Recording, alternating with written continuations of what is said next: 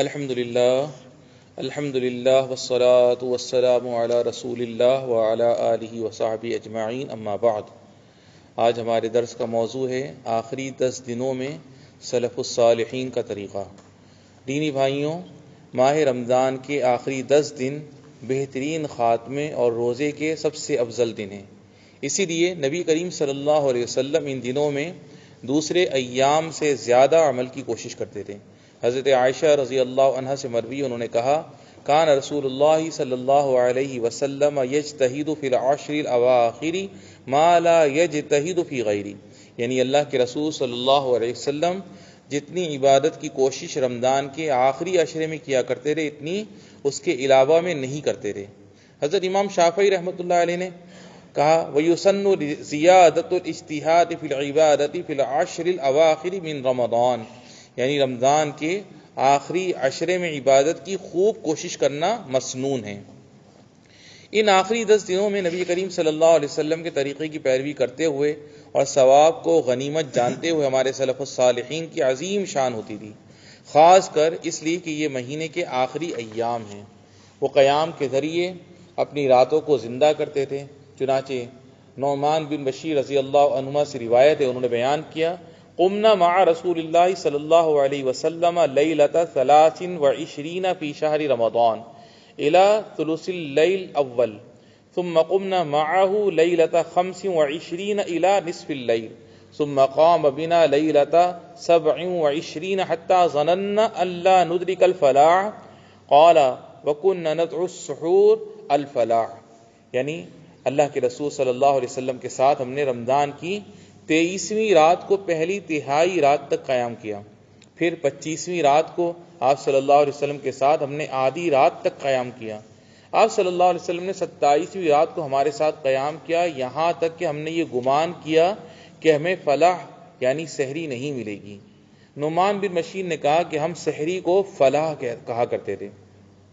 صائب بن یزید سے مروی ہے، انہوں نے بیان کیا کہ عمر بن خطاب رضی اللہ تعالیٰ عنہ نے ابی بن کعب اور تمیم داری کو حکم دیا کہ لوگوں کو 11 رکعتیں پڑھایا کریں۔ انہوں نے کہا، وقد کان القارئ یقرأ بالمئین، یعنی مئات الآیات، حتی کنا نعتمد علی العشی من طول القیام وما کنا ننصرف الا فی فروع الفجر، یعنی امام 100 آیتیں پڑھتا تھا، یہاں تک کہ لمبے قیام کی وجہ سے ہم ڈنڈوں پر ٹیک لگا لیا کرتے تھے اور ہم فجر کے قریب نماز سے لوٹتے تھے۔ ان راتوں میں نماز کے لیے لوگ اپنے گھر والوں کو جگایا کرتے تھے، اللہ تعالیٰ کے اس قول پر عمل کرتے ہوئے، وَأَمُرْ أَهْلَكَ بِالصَّلَاةِ وَاصْطَبِرْ عَلَيْهَا، یعنی اور اپنے گھرانے کے لوگوں پر نماز کی تاکید رکھ اور خود بھی اس پر جمع رہے۔ اور نبی صلی اللہ علیہ وسلم کی پیروی کرتے ہوئے جیسا کہ عائشہ رضی اللہ عنہا نے فرمایا، کان النبی صلی اللہ علیہ وسلم اذا دخل العشر شد مئزرا واحیا لیلہ وایقظ اہلہ، یعنی جب آخری عشرہ آتا تو نبی کریم صلی اللہ علیہ وسلم اپنی کمر کس لیتے تھے، اپنی راتوں کو زندہ کرتے تھے اور اپنے گھر والوں کو بیدار رکھتے تھے۔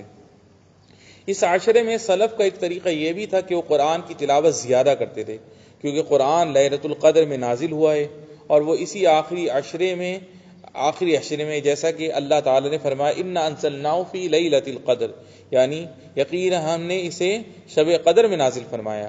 اسود رحمۃ اللہ تعالی علیہ رمضان کی ہر 2 راتوں میں ایک بار قرآن پڑھ کر ختم کیا کرتے ہیں۔ نخعی رحمہ اللہ بھی خاص رمضان کے آخری عشرے میں ایسے ہی قرآن کو 2 راتوں میں ختم کیا کرتے تھے اور باقی دنوں میں 3 دن میں ختم کرتے تھے۔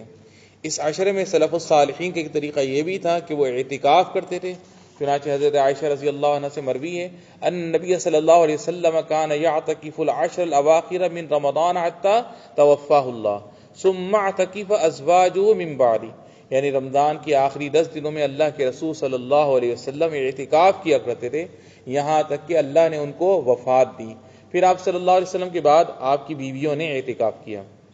اس عشرے میں سلف الصالحین کا ایک طریقہ یہ بھی تھا کہ دعا کرنے کی خوب کوشش کرتے تھے، خاص کر اللہ سے عفو و عافیت مانگتے تھے، کیونکہ عائشہ رضی اللہ عنہ کی حدیث میں انہوں نے کہا کہ اے اللہ کے رسول صلی اللہ علیہ وسلم، آپ کا کیا خیال ہے کہ اگر میں جان لوں کہ کون سی رات لیلۃ القدر ہے تو اس میں کیا پڑھوں؟ آپ صلی اللہ علیہ وسلم نے فرمایا، قولی اللہم انک عفو تحب العفو فاعف عنی، یعنی کہو اے اللہ تو بہت معاف کرنے والا ہے، معاف کر دینے کو پسند فرماتا ہے، تو مجھے معاف کر دے۔ اے اللہ رمضان کی جو دن باقی رہ گئے ہیں ہمیں ان کو غنیمت سمجھنے کی توفیق عطا فرما، اور ہمارے سارے گناہوں اور غلطیوں کو معاف فرما۔ والحمد للہ رب العالمین۔